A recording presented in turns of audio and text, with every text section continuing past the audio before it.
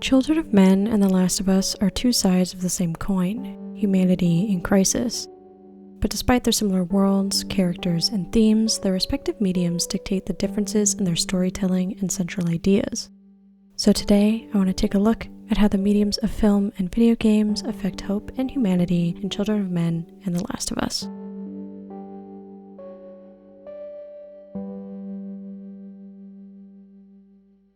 In Children of Men, humanity is doomed to extinction by an infertility epidemic affecting women across the globe.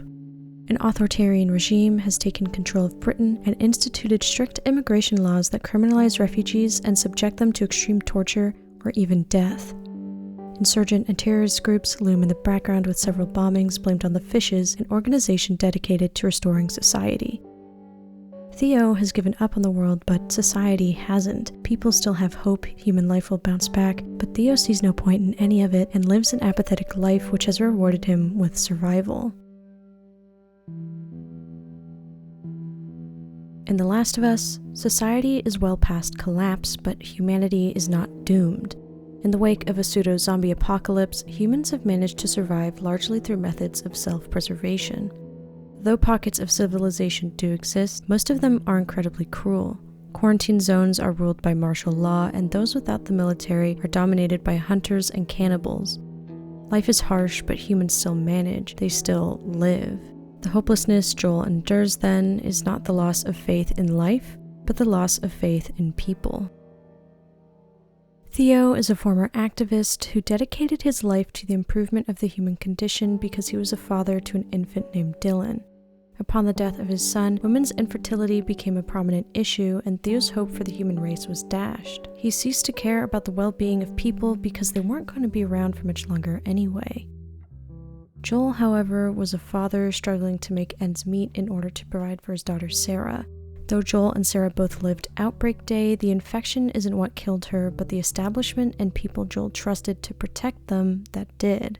Since people killed Sarah, not infected, Joel lost his faith in humanity and his ability to protect the ones he loves. The differences in Children of Men's world and The Last of Us's world can largely be explained by the different mediums they are told in. Children of Men is a film which is meant to be watched, while The Last of Us is a video game meant to be played. As viewers, we generally expect our protagonist to introduce us to a world, exist in the world, and attempt to change that world. Children of Men is focused on the state of the world it lives in and how society can be changed despite its relatively intimate focus on Theo and Key.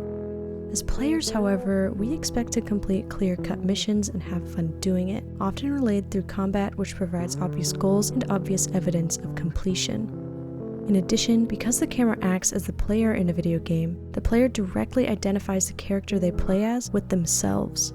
The Last of Us takes advantage of these mechanics to subconsciously develop the player's own mission of protecting and loving their surrogate daughter. So while Children of Men becomes a story about a character fighting for humanity, The Last of Us becomes a story about the player protecting their own humanity. This is why Key and Ellie play such different roles in each story. With Key, we think in context of the story world. Because of humanity's potential future and Theo's past, we understand the urgency of Key's pregnancy. Imperative to the well-being of the human race, she justifies the desperation and extremes Theo puts himself through. Key is a restoration of hope that the human race can be saved, a belief Theo abandoned a long time ago. Now though, there's a point, his life can mean something because humanity is still salvageable. With Ellie, however, we think about her in terms of how she affects us, not the world. Whoa, I don't think that's the best Ellie. idea. Not only do we have to make sure we survive, but Ellie does too. Rather than instill hope in others, Ellie's immunity incites skepticism, fear, and anger. So in order to survive, Joel and Ellie must trust each other, something he's hesitant to do because he knows what happens if he fails. Not her, you know. What? Maria told me about Sarah. Still, Ellie's insistence to help becomes necessary, and their trust develops a bond that motivates Joel and the player to protect her. She isn't just the key to immunity, Ellie is the key to Joel's happiness. Her enduring optimism, even in the darkest of moments, keeps Joel fighting, keeps her going, and it is impossible to imagine the two of them without each other. Children of Men believes people set aside self-interest for the good of the human race, but The Last of Us believes otherwise. Time and time again, The Last of Us world shows people are driven by their own interests, fear, hunger, hate, and love.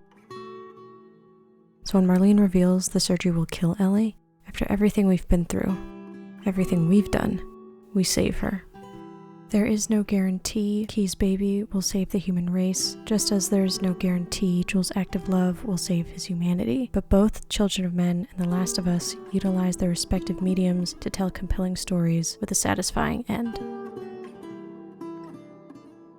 Thank you so much for watching. That's all for this video. I hope you enjoyed it. I plan on making more videos like this in the future, so subscribe if you would like to see that. Any constructive feedback or requests are welcome in the comments. Thanks again, and I'll see you next time.